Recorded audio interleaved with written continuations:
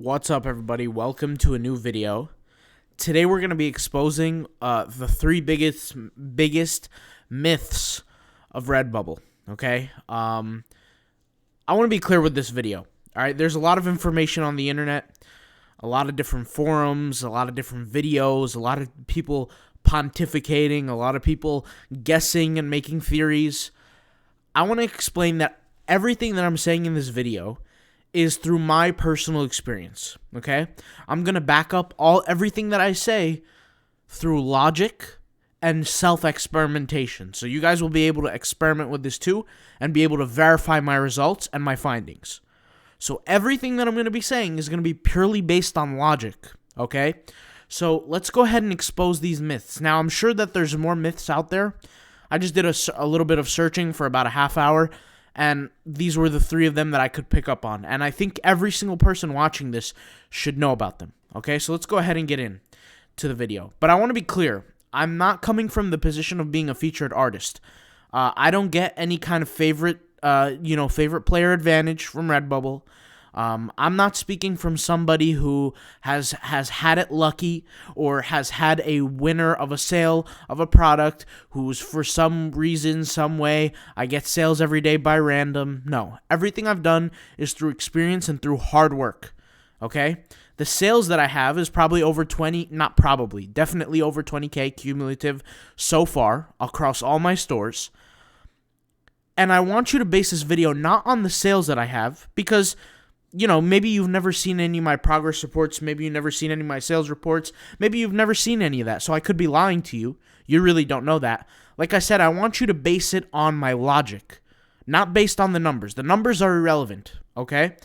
And the reason why I say the numbers are irrelevant is because there are people on the internet, on forums, on Facebook groups, on all these different platforms who get a sale or two and think that they know enough on Redbubble to start making claims, and this is where people get confused. So I want to, like I said, say everything that I'm saying is based on logic. Now, the sales that I've accumulated came from over 4,000 plus designs. I've said this before, but I've lost count at this point how many designs I've added. And this year alone, we're going to be adding over 18,000 designs. Okay, so it's not a matter of designs. It's not a matter of numbers. The numbers are irrelevant. I've sold in just about every single way that you could think of. Social media, organic Google, Redbubble search, Redbubble's retargeting ads.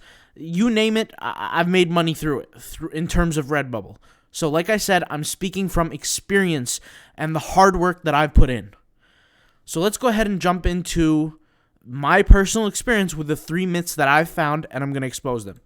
So myth number one, okay, putting emojis in your account, title name, product name will get you more sales. This is one of the biggest lies out there. I can't believe people are actually believing this and doing this. Let me show you what I mean by this, okay? This is an example of Redbubble. I saw a screenshot of this, and I want to show you guys here. This is a picture of a bunch of different products from different sellers, okay? You could see here when it says buy, and then it says the name of the seller, right? So, for example, you have this vintage design. It says buy Ricardo Tito, buy Legend Typo, buy Michael whatever, right? Here's an example of a design that says buy, and then it shows emojis, and then it says modern wave. Guys, this is a myth. People think that if you put emojis in your brand name, seller name, whatever you want to call it, that you're just gonna wake up with sales. This is again false realities that people are spreading. There's no shortcut to sales. There's no shortcut to success. You're going to get sales by the quality of your title, quality of your tag, quality of your SEO, quality of your design in terms of how graphic, if it draws people in, how many people see it. You cannot get a shortcut. People think that if they put emojis in their title, all of a sudden they're going to get shortcuts because their product is being seen more. That's not true. That is completely false. I want you guys to be logical about this, okay? If there was a store, right? Let's say you were, forget store. Let's not even make analogies. Let's just go straight to the business here. You're a customer. You want to buy on Redbubble. You search for the item, let's say a tiger, okay? You're going to pick a design based on the actual design, not the name of the guy who's selling the product. Can you guys agree on that? Like, can we all agree on that?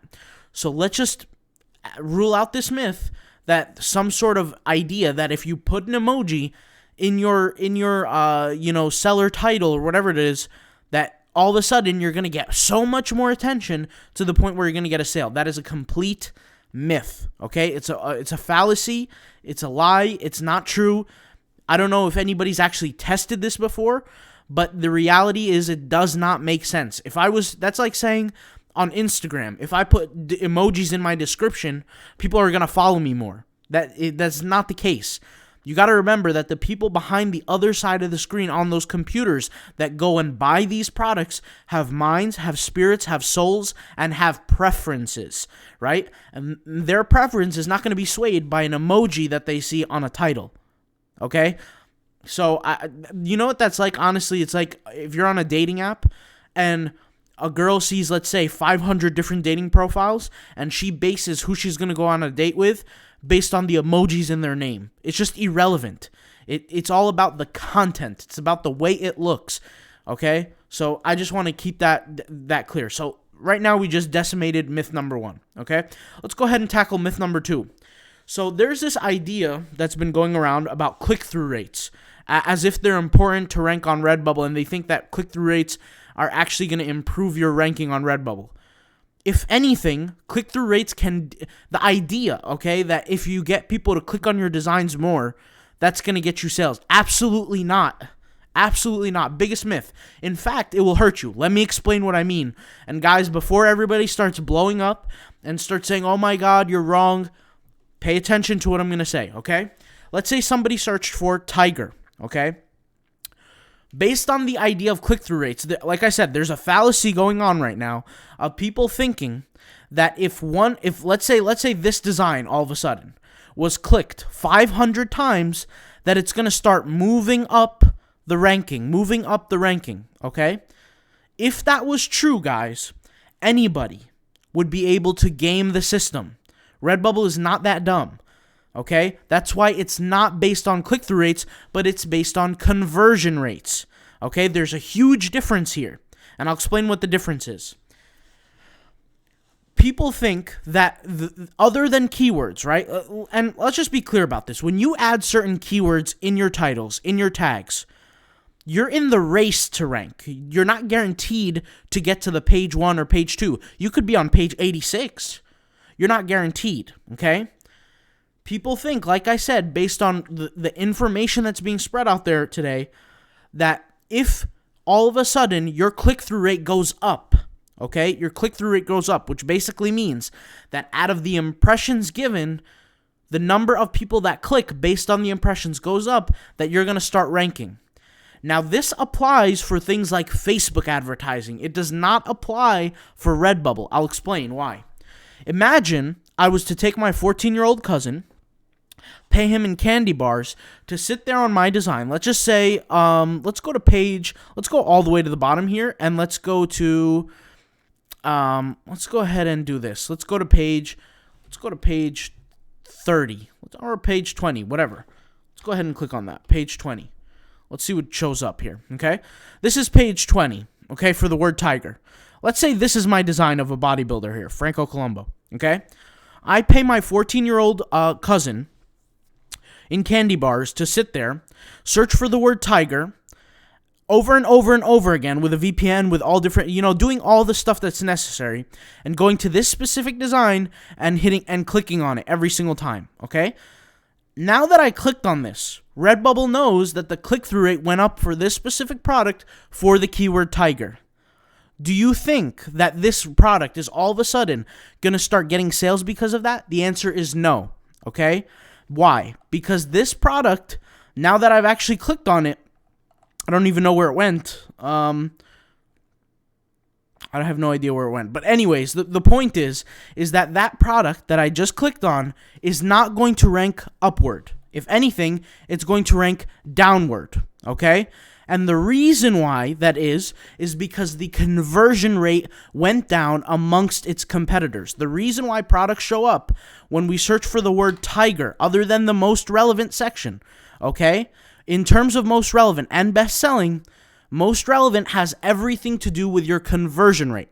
Okay, if I take all these words right here, this one, this one, this one, this one, this one, all these designs have the word tiger in it as a tag. The reason why this one is at the top is because the conversion rate is at the highest for the most relevant keyword, okay? The conversion rate, not the click-through rate. If it was the click-through rate, then that means based on the number of times that it is clicked, it will automatically rank. That is not true at all.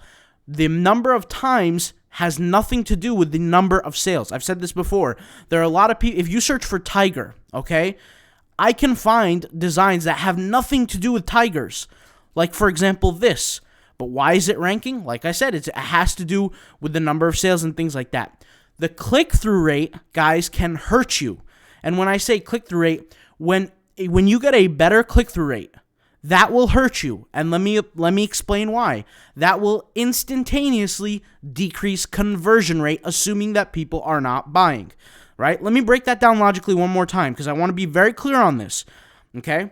If somebody goes to your design, okay, and your design is used to getting, let's say, a 5% conversion rate, okay? 5% meaning for every 100 people that visit, 5 people buy, okay? Let's assume that your design gets a 5% conversion rate. Let's say your conversion rate is based off of a 10% click-through rate, meaning every single time the word is searched for out of 100, out of every 100 impressions you get and it's clicked, that is a click-through rate, right? Click-through rate doesn't determine conversion rate, okay? Let's just assume those numbers for now. 10% click-through rate, 5% conversion rate, meaning 10% of the people that searched clicked on your product out of the impressions that you got, and then out of that 10% who searched and clicked, 5% of the 10% ended up buying. So that would mean that the word has to be searched for 1,000 times before you get a sale. Does that make sense? Now, to be clear on that, based on this myth, what people are saying is that if I get more clicks, then I'm going to get more sales. That is not true, because you can rank for words that have nothing to do with your design, hence this umbrella, wherever it was here, hence this umbrella has nothing to do with the word tiger, yet I'm not going to make sales on it. For example, if I search for tiger, and my design is the umbrella, who on earth is going to search for the word tiger and end up buying this umbrella design? The answer is nobody, okay? So it's not that click-through rates matter, it's conversion rates that make a difference in terms of getting ranked, which is why I said, not only in the tagging course, but I've said on videos for free, publicly, I've said, watch what you add in your tags, because if you add tags that get you traffic, that does not mean that you're going to get help getting sales. Okay, if I, for example, have a picture of a balloon and I add the word tiger and then all of a sudden I get to the first page, right? Still, nobody's going to buy my product because it has nothing to do with the search query, which is why I tell people spam tagging is dumb. It's crazy. It's not a good idea if you want to actually make money on Redbubble. Okay? You see a lot of these spam taggers spamming the hell out of their designs. They're getting a ton of traffic, but traffic does not mean sales. Not in the game of Redbubble. If we were sitting and talking about Google SEO, if we were sitting and talking about Amazon traffic, if we were sitting about targeted traffic on Instagram, right? We can make the argument that traffic equals sales. More traffic equals more sales, but not on Redbubble. Redbubble plays by a different set of rules. I can search for the word, let's say fish here, or not even fish. Let's search for the word hey. Let's search for the word hey. Okay, there's going to be stuff that don't relate to hey that pop up. Do you guys see what I'm trying to say? Like, for example, there's this shirt.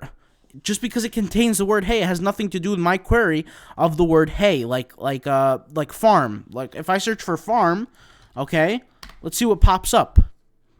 Okay, this has nothing to do with farm. Frog and toad sticker has nothing to do with a farm, but yet it pops up. Why?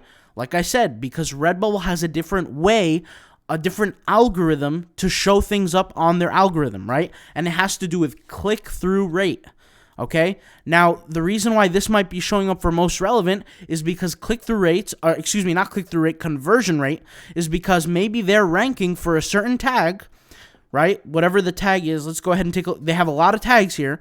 Maybe they're ranking for a certain tag and their conversion rate is high, Okay?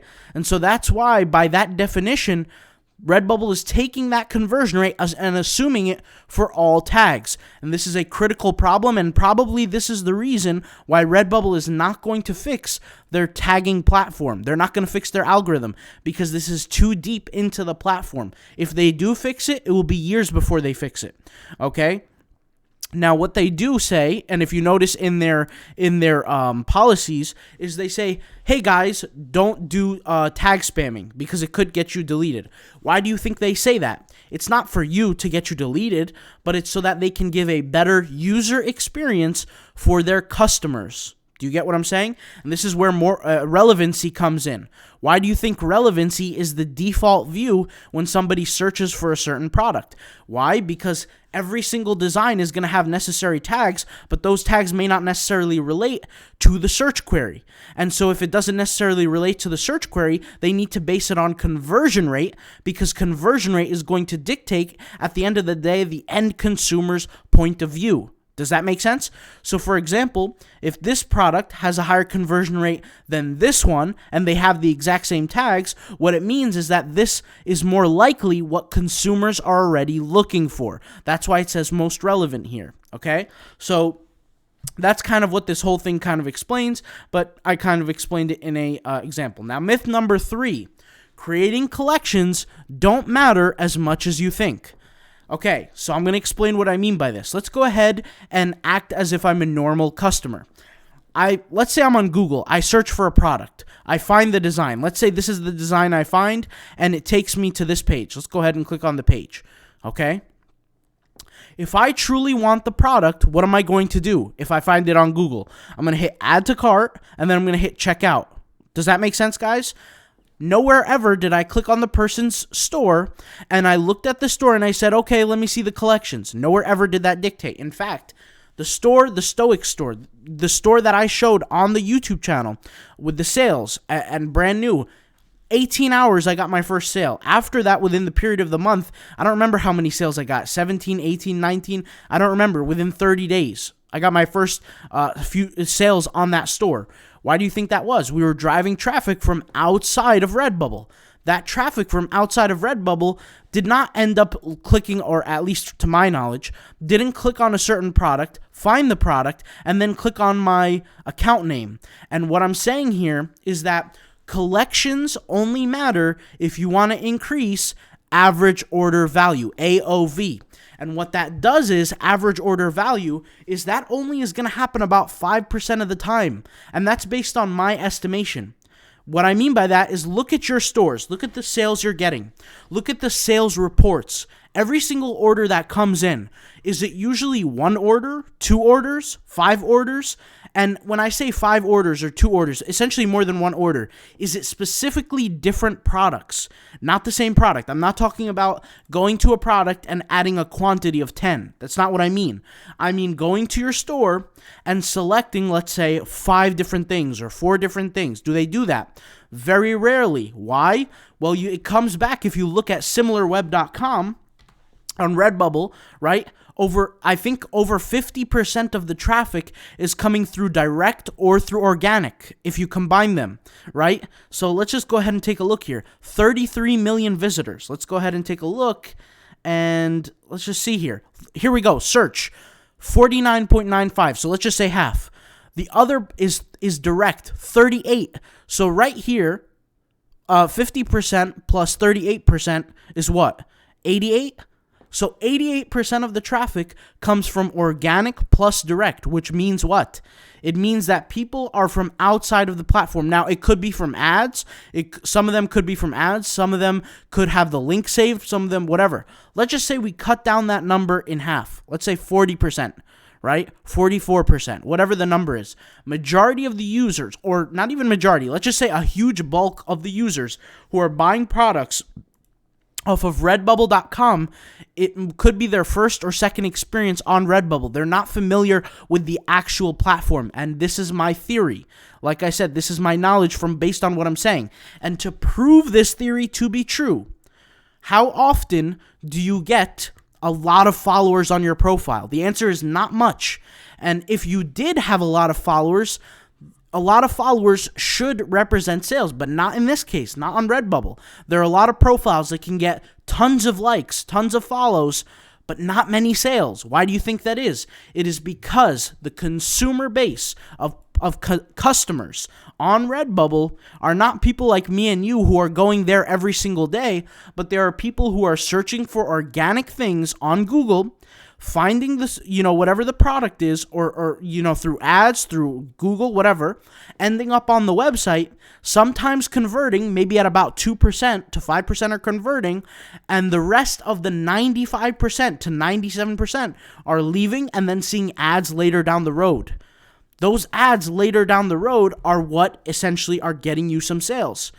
Now, why do you think that Redbubble heavily rewards people who promote Redbubble outside of the platform? Meaning, if you do Instagram, if you do Pinterest, whatever, and you're very vocal about it, what do you think they do? They reward you by being a featured account, which goes to prove what I'm trying to say is that when you create collections, you are serving a very small subset of people who are already fans of the Redbubble community, who are active purchasers, which, like I said, is a very, very, very small subset of the number of customers on Redbubble. I am led to believe that majority of the consumers, because of the data, are people who are searching for a search query on Google and end up finding a product on Redbubble, clicking on it, and most of the time, about 95% of the time, and the reason why I know it's 95% of the time, because these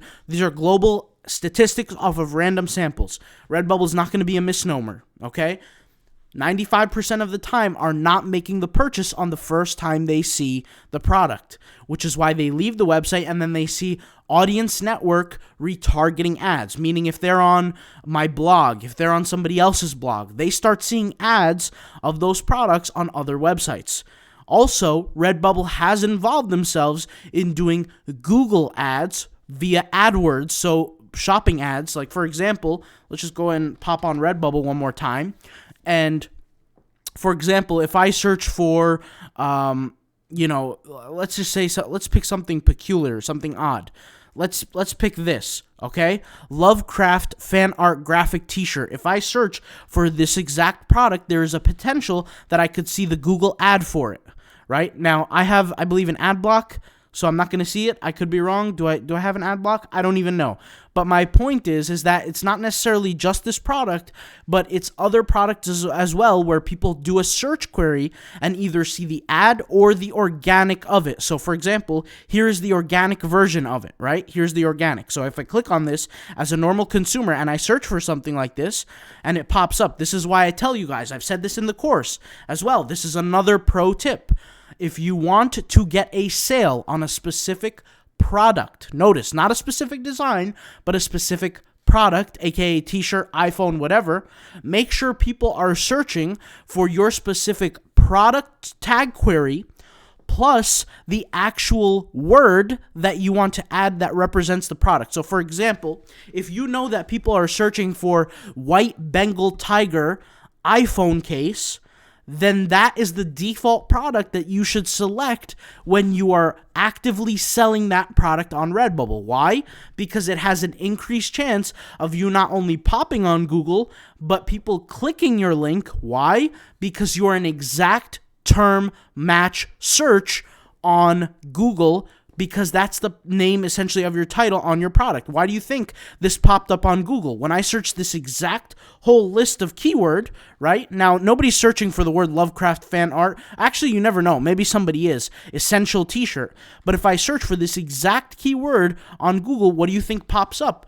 That exact design right here. Okay, now we do have ads, okay? Never mind. You kind of get my point. My point is all of these pro tips that I'm giving you guys all come back to the exact same thing, which proves my point, is that creating collections will only serve a very small subset of the Redbubble community, of the Redbubble customers, that is.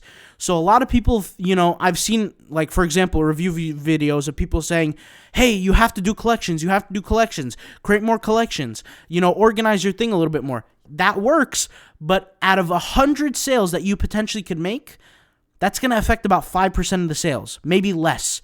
And what I mean by that is go into your order list, and if you haven't even created 100 sales, then it doesn't even apply to you, okay? You need to, like, that's kind of what I'm trying to say here, is that out of all the sales you're going to get, most of them are going to come from organic traffic.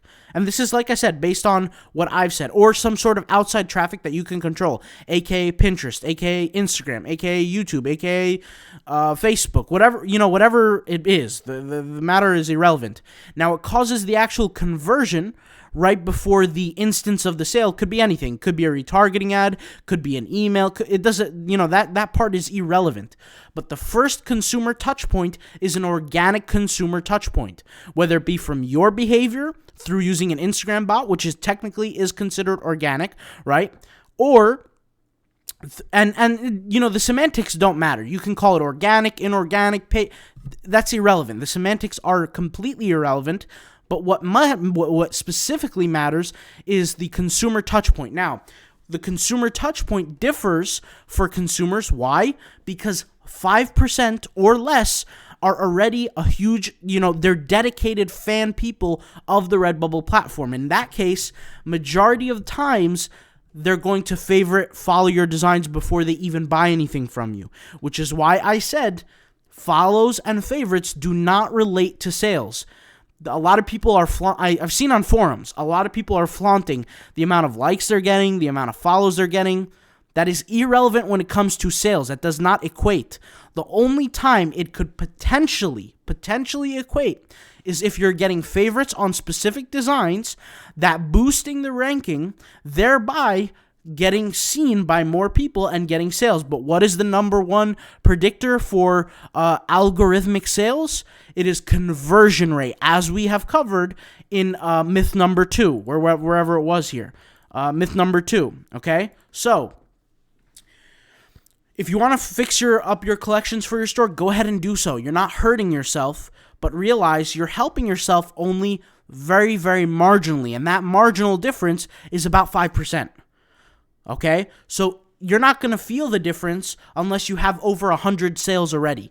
And you're going to feel it very, very small amount. And when I say sales, I'm talking about orders, 100 orders. I'm not talking about units, right? Because in one sale, you could have somebody buy 10 phone cases. That's not 10 orders.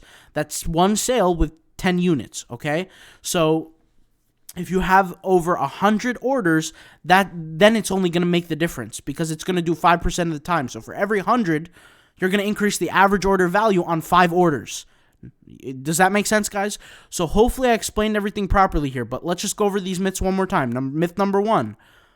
Where is it? Putting emojis in the name of your store. It's not going to make you make sales, even if it got you more attention. Attention doesn't equal sales, okay? If your design is literally like it's not attractive, people are not going to buy it anyway. It doesn't matter what kind of emojis you have. Go back to the dating example that I said. If there's a girl who's swiping left and right on people on Tinder or whatever, what are the dating apps out there? I don't know. Whatever these, you guys know what I'm saying. The dating apps, right? If a guy has a bunch of emojis in his title, she's not going to say, you know what? I want to be with this guy because he has emojis. No, that doesn't happen. She's going to base it based on the way he looks, based on the way he acts, etc. So what I'm trying to say is the emojis are irrelevant, okay? Number 2, the click-through rates also do not help you in terms of ranking. If somebody sat here and clicked on my design 5 million times, that means my click-through rate will go drastically through the roof and beat all the other competitors. Does that equal to more sales? Absolutely not. It won't help me rank more. If anything, it will hurt me when it comes to ranking. Why? Because it means that somebody has clicked on my design and actively has not bought my design and has walked away from the design. So what that really means is conversion rate is optimal. What's the biggest takeaway from that? If conversion rate is optimal, Don't tag things that do not directly relate to your products. We've said this in the tagging course, and I've actually shown examples as to why. Okay, myth number three, and we've just went over this, creating collections don't matter as much as you think. Do they help the consumer sales process? Sure, but by a 5% marginal difference of the amount of sales that you already have. So if you have at least 100 sales, out of those 100, 5% of them are going to have an average order value that is typically higher than the average or the standard deviation away from zero. Only one standard deviation away from zero, 5% of the time, which basically means that for every 100 orders that you have, only 5 of them are going to be above the average order amount that you typically have because of the collections. Meaning, 5 of those orders, you might have a customer buy 2, 3, 4 of your products because they love your product so much. Only 5% are going back and clicking on your actual name, following you, loving your brand, and kind of following you. Now, could there be, and I just want to add this to this statement, could there be a situation where the average order value rate of your store is drastically higher than all the competitors? Yes, but what is the only caveat to that? It is that if you are an influencer group fan base, what do I mean by that? Let's say Diddy creates a Redbubble account and he says, guys, go buy my merch on Redbubble. What's going to happen? And he leaves the link in bio. Everybody's going to go through his Instagram, click the link in bio, buy his merch. He's going to get a ton of sales, and typically customers are going to see the rest of his designs. They're going to want to see it because he's Diddy and he has an active fan base, and they know that he has multiple pieces because he's promoted those multiple pieces on his Instagram. They're going to go click and they're going to go look at all his other designs, and they're going to buy more products in that case. So that is a very rare case, okay? Like I said, most orders that doesn't actually happen. And let's be frank, if you did have a huge fan base, influencer fan base, you wouldn't want to sell on Redbubble anyway because they're taking a majority of your profits regardless, okay? And you would be the odd man out. You would be essentially the ugly duckling if you went ahead and charged 900% extra in terms of profit margins for certain products, that you could charge for essentially. And so my point here with all this is, at the end of the day, the takeaway is try to validate things that you hear online with pure logic. Everything that I'm saying here is based on logic, statistics, and analytics. There's nothing here that I just pulled out of my rear end and just gave some fake advice on, all right? So I'll talk to you guys later. Hopefully this video was extremely helpful. And if you want to learn more pro tips and boss moves like this, you guys know where it is. Links in the description, links in the comments for the courses. If you need to kind of get better at tagging and titling and have a little bit better understanding there, we're doing videos. We're going to release videos when? On Thursday, I believe, for the tagging course. I'm not sure. Either Thursday, Wednesday. I don't know. We'll figure it out. But basically this week, for the tagging course, and of course, you guys know the new course, the print-on-demand design course. Guys, I'm not an artist. I don't sit there and draw. I don't sit there and do all that kind of fun, creative stuff. I focus on Redbubble as if it is a business. I tackle it as if it is a business. So what do? I make sure I get my designs out quick. I make sure I get them done with speed and efficiency and with quality. If I create a bunch of designs that are low quality, I'm not going to get sales. This goes back to myth number 1, right? People think that there's a magic shortcut, a magic pill, that if you just randomly include some emojis in your store name, all of a sudden you're going to get more sales. No, that's crazy. That's ridiculous. That is completely, ludicrous, to put it that way. Okay? If I create a whole bunch of quality designs, like 2, 3, 4 designs, but that's just simply not enough to get me enough sales to actually move the needle. Why? Because I can have the best quality designs, but if nobody is if I'm not creating some mass to where I'm getting attention, hence why speed and efficiency matter, I'm still not moving the needle. So you need a combination of both, right? And that would create sales. And also, designing would be nothing without the ability to tag, which is, like I say, that's why they're kind of too important. They go hand in hand. They're crucially important, right? So, I'm speaking all from experience. Everything that you see, the videos, the courses, the sale, everything that you guys see is through my hard work that I've sat down and I've experienced in person, okay? And I'm not speaking based on theory, I'm speaking based on experience. All right, you guys can look at my older videos, check out the sales proof, the video proof. Like I said, got my first sale within 18 hours on a brand new store. Of course, it was during Q4, but Q4 was irrelevant. Why? Because I used Instagram. That was just one of the sales proof videos. So you guys can go back and look at all the old videos, enjoy them. This YouTube channel is a treasure trove for you guys. 2 videos a day. We're going ham. We're going ham in this industry. We're going to also be transitioning over to doing Etsy.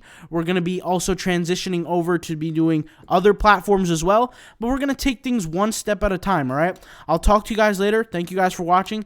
I know this video was long as hell, but if you sat through it all, then, man, you benefited a lot, all right? I'll talk to you later. Peace out. Bye.